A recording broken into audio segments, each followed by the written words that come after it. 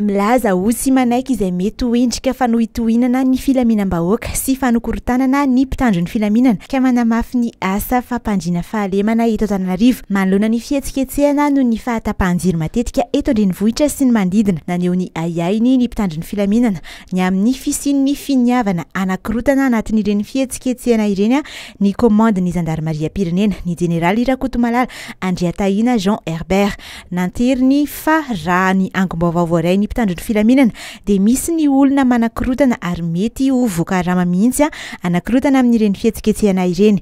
Nidina teny Kianja omaly talata hariva ny lehiben'ny Emonat tarihin'ny jeneraly Rakotomalala Andriatahiana Jean Herbert sy ny contrôleur général de police Rakotonjanany Dany Marius tale jeneraly ny polisy pirenena ary ny jeneraly Dera Masinjaka manantsoa Rakoto Arivelo lehiben'ny etamazorn'ireo tafika.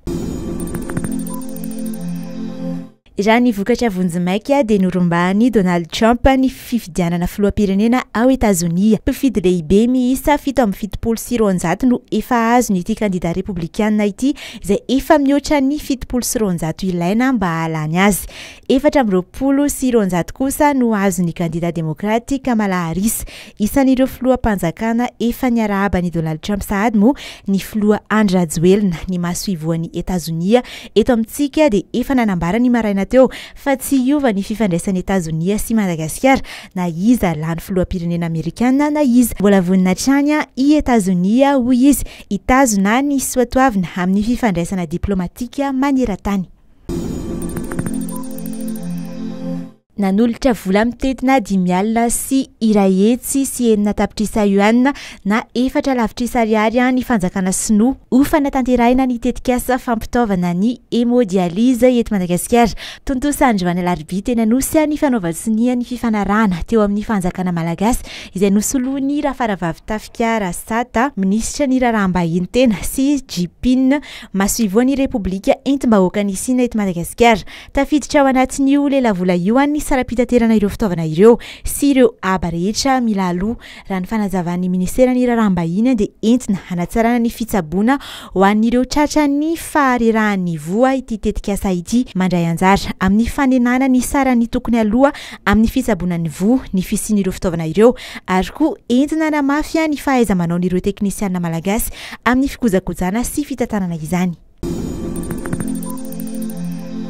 Nahitambokany ny fanadihadiana nataon'ny Birao Mahaleotena miady amin'ny kolikoly ny Bianco taorian'ny fitoroana avy amandolona tsy milaza anarana mikasika ny fisiana raharaha fanodikondina-pananana amin'ny tany misy taratasy ara-dalàna.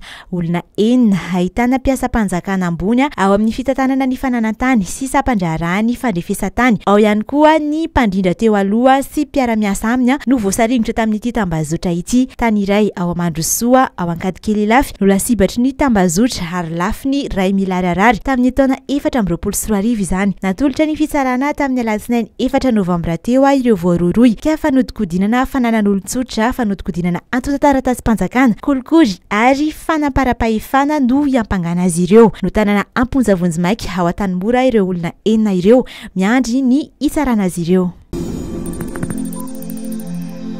Andro maromaro izay dia manepotra sady maloto ny rivotra iainana eto Antananarivo renivohitra. Mbola tsy nisava izany fa mijanona ho ambony hatrany ny tany fahalotoan'ny rivotra eto Antananarivo. Raha ny tatitry ny foibe famantarana ny toetry ny andro izay tsy mitsaritry ny mandrefy izany dia avo 4 eny ka hatramin'ny 9 eny mihoatra amin'ny fenitry ny sampandraharahany firenena mikambana misana ny fahasalamana izany. Mbola vinavinaina hijanona ho ambony hatrany ny tany izany fahalotoan'ny rivotra izany eto Antananarivo ao anatin'ny 3 andro avy izao. Raha ny tatitra avy eo anivy ny foibe famantarana ny toetry ny andro mety hiteraka aretina ho an'ireo olona marefy ihany koa izany fahalotoan'ny rivotra izany raha ny tatitra hatrany.